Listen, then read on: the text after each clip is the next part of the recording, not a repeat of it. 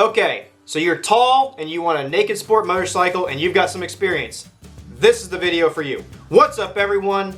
It's Alex. I'm really excited about this one because I get to talk about some of my favorite motorcycles that have ever been made because I really like naked sport motorcycles, street fighters as it were. So you want a naked sport motorcycle and you are a tall person. I'm talking, anything over 6'2", 6'3", and beyond. These are great motorcycles for you. Disclaimer, this is the list for people with experience. Listen to me.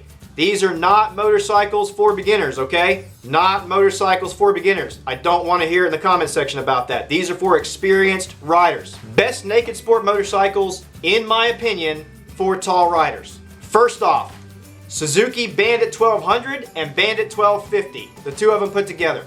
These have been made all the way from the mid-1990s to like 2016 between the two models. I don't think you can go wrong with either one. The 1200 was made for a long time. It is a proven reliable motorcycle. The 1250 was made from like 07 to 2016, so long run there too. Proven reliable motorcycle. So what you're getting with the Bandit 1200 is a 1200cc or just under 1200cc inline 4-cylinder, chain driven, 5-speed transmission having naked sport bike monster. It's also considered a sport touring bike in some circles. It depends on who you ask, but if you throw a set of saddlebags over it, you could also consider it a capable sport touring motorcycle. It's a little bit on the kind of smaller frame size for most sport touring motorcycles, but it can also be a sport touring motorcycle. So a Bandit 1200 or 1250, you can have a naked sport bike that's also a capable sport touring motorcycle. But if you upgrade to the Bandit 1250, then you get a 1250cc inline 4-cylinder powerhouse that then also has a 6-speed transmission. So if you can find one for reasonable, I would say go ahead and go for the Bandit 1250. If you can't find a reasonable Bandit 1250, the Bandit 1200, fantastic motorcycle with a long record of reliability. Both of those models, they are going to be extremely reliable motorcycles. They are not the lightest thing on the planet, but you're looking for the best naked sport bikes for big, tall people. You're not going to necessarily be looking at the lightest things out there, okay? You're looking at big things with big engines and big frames on them for big people, right? So Bandit 1200, Bandit 1250, big person, naked sport bike. They can also do some sport touring. Cannot go wrong. Amazing motorcycles. Next on the list, probably my favorite one, Yamaha FZ1s. Any generation, any year. The first generation is going to be really inexpensive at this point, but any generation FZ1, here's what you're getting. You are getting a just under 1000cc inline 4-cylinder, chain-driven Yamaha powerhouse that also is a handling machine. Now, I don't care who wants to argue with me on that. Fight me if you want to. Every FZ1 I've ever ridden for the size and style of the motorcycle has handled phenomenally, especially the second generation and on. Those things, phenomenal motorcycles. As far as I know, both generations were also 6-speed transmissions, so I don't think you have to worry about difference in transmissions. I think they're 6-speed all the way around on those things. But the Yamaha FZ1 is also another bike that it is a naked sport bike, but it's big enough and capable enough and comfortable enough that if you throw a set of bags over the back of it, I've known many people that used it for a light sport touring motorcycle as well. Also, I don't think I've ever seen an FZ1 that had major problems. I'm sure it's out there. Again, it's mechanical, it's got an engine, it can have problems. I don't think I've ever seen an FZ1 that had major problems though. I had a friend that had an FZ1 that by the time he was done with it had about 130,000 miles on it and it was still just fine. He just really wanted a VFR, so he traded it. But as always, I recommend trying and sitting on basically everything I'm going to recommend, but try an FZ1 out, see what you think. So these next two suggestions are amazing motorcycles, two of my absolute favorite naked motorcycles on the planet, but be aware, you are going to spend more money on these next two suggestions. So, next up, let's talk about the Ducati Monster 1200.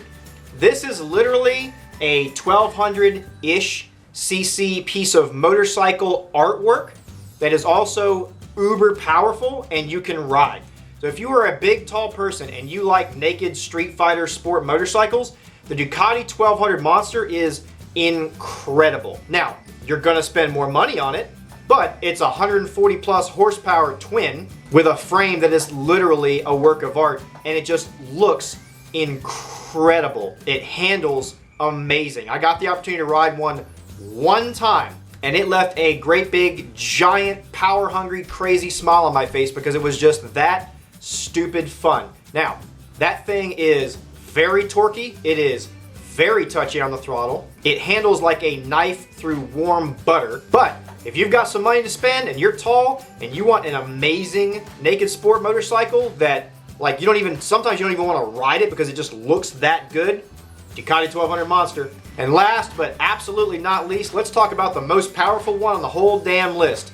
Yes, it's the Super Duke. So the KTM 1290 Super Duke is actually right around a 1300cc twin that puts out like 170-ish claimed horsepower. The thing is just stupid quick, okay? Again, this is another piece of naked sport motorcycle artwork. When you look at the thing, you're just like, I don't even have to sit on it or ride it. You're just like, damn, that thing is fast. Just looking at it, okay? So, you want to spend some money, you want an insane amount of power, and you're tall, and you want a naked sport motorcycle, try a 1290 Super Duke. This is going to be another one that sometimes you don't even want to ride it just because you're like, just look at the thing. I don't want to even get that dirty. It just looks that good.